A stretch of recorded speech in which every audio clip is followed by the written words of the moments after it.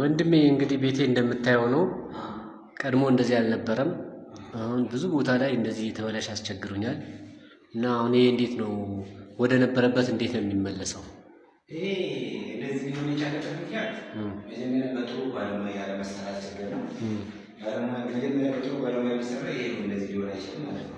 ይሄ ደግሞ እኛም በምንሰራው አይነት ብዙ ቦታ እንደዚህ ነገር ቢያጋጥመናል። ይሄ እንደውም ያንተ ቀላል ነው። ከዚህ የበለጠ ግድግዳዎችን አጋጥመናል። ይሄን ግድግዳ ደግሞ ቆርቆረን ፈቅፍቀን በጣም ከበፊቱ በተሻለ ሁኔታ አሳምረን እናስረክባለን ማለት ነው። ይሄ በቃ በጣም ስራችን ነው። ብዙ ቦታ እንደዚህ ሰዎች ስለሚያጋጥሙ ብዙ ቦታ ከዚህ ባሰበት ልብስ ሰርተን አሳይተናቸዋል።